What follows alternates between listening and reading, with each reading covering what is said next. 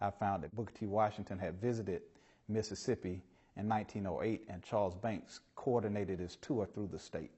And so I decided to look at other tours that Washington had taken, despite the fact that one of the leading historians on Booker T. Washington, a man by the name of Lewis Harlan, in his magnum opus on Booker T. Washington, he stated that to see one of Washington's tours was basically to see them all.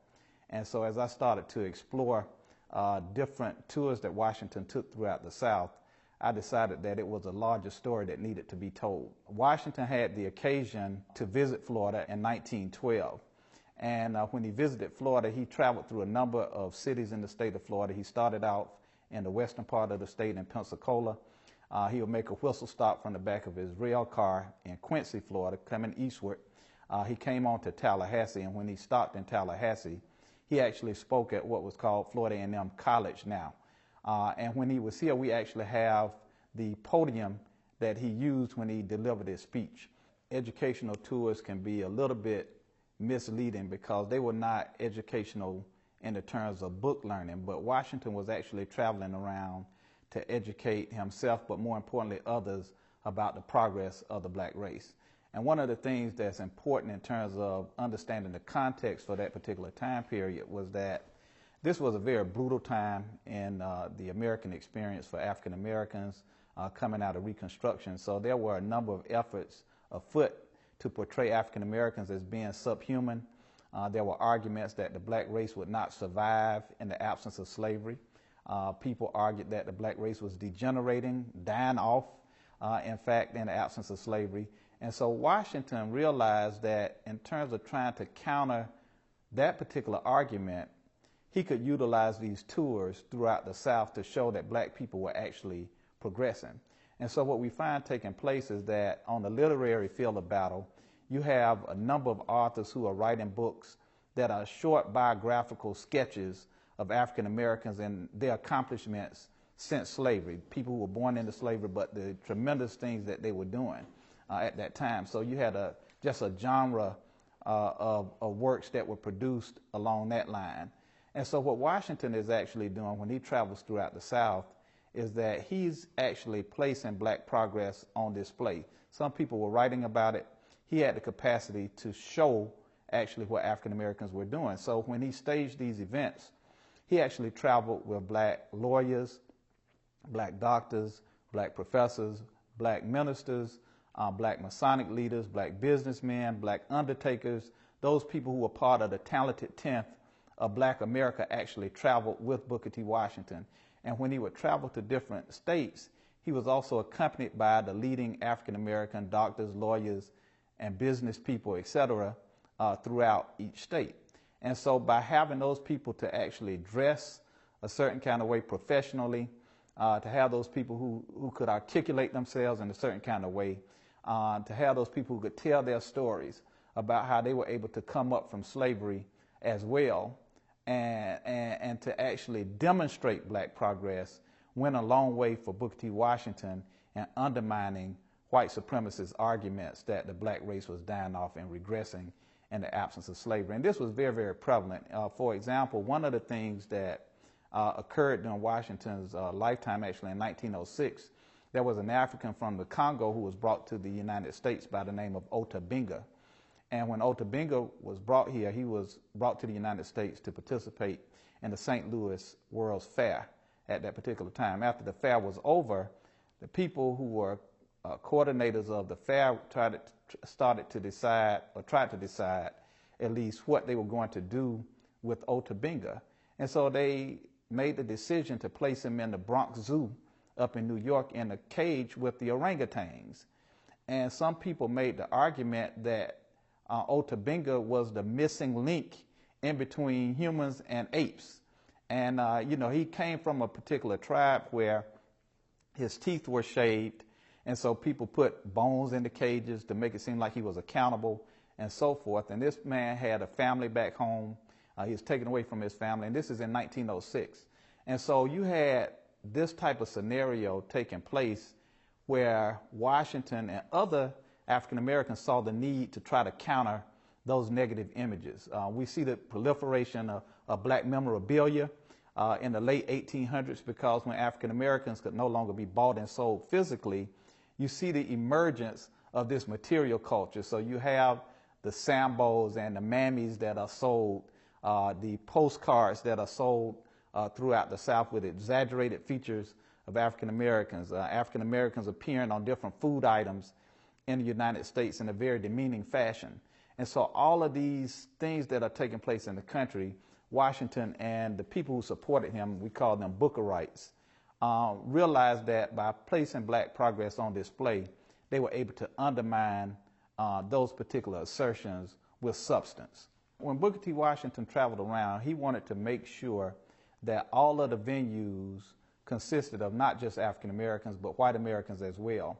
And so usually leading white figures in the communities would participate on the programs. They would either introduce Washington, they would welcome Washington to their particular city. In some instances, you even had whites who raised money to bring Washington to their particular towns as he traveled throughout the South. And this was very important because it sent a message to whites in the North and in the South, as well as African Americans, that Booker T. Washington was the leading African American spokesman at that particular time, but it also provided a sense of hope to African Americans who were able to look at these panels, the platforms where the different people were having the discussions and the programs were taking place, to see that maybe a better day is in fact coming. Interestingly, at all of the events, whites attended the events. They were not just on the program. In some instances, it was a 50-50 split between black and whites in the audience. They were always segregated. And it was important for the newspapers to convey that information so people would not be alarmed and become distracted by people sitting together, as opposed to the message that Booker T. Washington was trying to actually convey. And so one story, when he actually traveled through North Carolina, it just so happened that the Vice President of the United States, a man by the name of James Schoolcraft Sherman, was in North Carolina at the same time. And he requested to meet with Booker T. Washington. So there is actually an incident where their rail cars back up to each other, and they come out to the back of the rail cars and shake hands with each other. And there's just this vociferous applause that takes place, right? And both of them laughed about the fact that Sherman told Washington that he could see that he was in the South converting sinners as well. And so they both laughed about that. And actually, Sherman participated on one of the programs afterwards with Booker T. Washington. So Washington was really like a modern-day politician on the campaign trail. And one of the major issues for middle-class African Americans in particular was Jim Crow travel. You know, African Americans resented the fact that if they had money to pay for first-class accommodations in terms of travel, that they were forced into the smoking cars or given substandard accommodations. So the way Washington and the other leading men he had traveling with him were able to get around that was that they typically rented their own private sleeper and Pullman cars. And so they were able to show that by having some kind of economic access and wealth, it was a way of circumventing the Jim Crow system. Washington certainly was a child of the South, and there were some people who that he recognized did not want him to visit their towns or their cities or states. One poignant example of that occurred when Washington was scheduling his tour of Mississippi, and the governor of Mississippi at the time was one of the most racist ideologues in the country at that particular time, a man by the name of James K. Vardaman. And Vardaman had all types of things to say, derogatory things about African American people. But Washington became so concerned about the threats against his life that he actually hired a Pinkerton detective to go down and scout out Mississippi before he visited the state. And so this particular detective went ahead of Washington and his party. Washington received a letter from a young man by the name of J. Matoney, and he begged Booker T. Washington not to visit Mississippi. He said, because the people are saying if you come here, you are leaving a body bag, and you would not leave the way that you came. And so Washington even received bomb threats. People sent letters saying that if you if you come to Jackson, Mississippi, we're going to blow up the rail car that you're on. And so he had concerns about that, as evidenced by the fact that he hired this detective. But when the detective went down and scouted out the area, he said he didn't find any particular individuals who had animus or planned to assassinate Booker T. Washington, but the threat was always there. Now, interestingly, when Washington spoke in Jackson, there were so many people there that the upper level of the auditorium where he spoke, the balcony collapsed at the end of his speech. And so they wondered if it was some type of sabotage that had taken place, but they determined that it was no act of sabotage that caused that to occur. It was just fortuitous that it did. Booker T. Washington was the only African-American leader that had the influence that he manifested during his lifetime. Washington had the support of the talented 10th, even though it's not often portrayed that way. But the leading educated African-Americans in the country at that particular time, most of them supported Booker T. Washington. The talented 10th was that upper echelon of black society. Those were the educated African-American people who had gone to college at that particular time, the black professional class at that particular time. And in many instances, people tend to associate them more with W.E.B. Du Bois because he graduated from Harvard, and William Monroe Trotter, he graduated from Harvard as well. But the reality is that the people who were traveling with Washington, like Alain Leroy Locke, who was an English professor at Howard University, he was a Phi Beta Kappa graduate of Harvard University. James Napier, who graduated from Oberlin and Howard University Law School, was the Register of the U.S. Treasury. John A. Kinney created a hospital in Tuskegee, Alabama. He was a physician. Charles Banks is the leading banker in Mississippi. There were 13 black banks in Mississippi, and Charles Banks was the leading banker and the leading businessman in that particular state at that particular time. And so what we see is that really the individuals who typically would be associated with the talented 10th are supporters of Booker T. Washington and his message as well.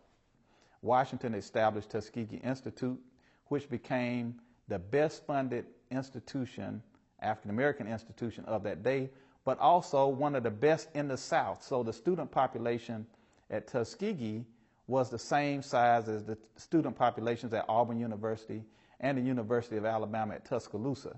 It was also one of the best funded black institutions of that day, and Washington hired, he used to boast about the fact that he hired the largest number of black college graduates in the country. Washington also founded the National Negro Business League, which put him in contact with black business people throughout the country. The Tuskegee Farmers Conference, he founded that particular organization.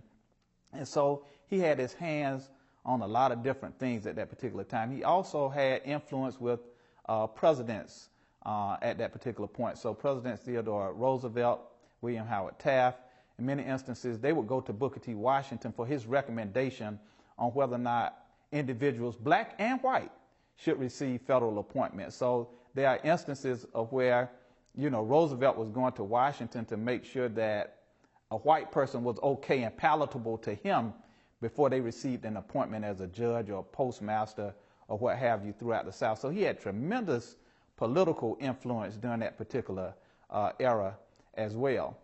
He also had influence with journalists.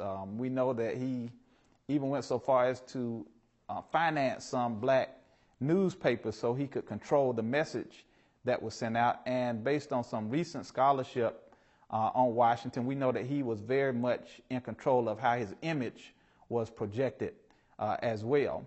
And so looking at all of those things and considering the fact that he had a following, if you look at how the people came out to listen to him speak, but not only did they listen to him speak, they believed in his philosophy and they tried to carry into practice those things that Booker T. Washington spoke about and encouraged them to do. And so there are instances that we see, for example, when he came to Florida and spoke in Ocala, Florida, that less than a year after that visit, the business people in Ocala, African-American business people, they actually opened up a black bank there. And certainly it was due to their inspiration of Washington's visit. And these people were part of the business league as well. And so what we find is that, other leaders had influence, but the ability to reach so many people and to have so many people to actually believe in the message of the person is a little bit different. I think that the major point here is that Booker T. Washington was astute enough to call upon different people who believed in his message to help promulgate his view that if he placed black progress on display, it would go a long way towards undermining these arguments about the black race degenerating and dying off in the absence of slavery.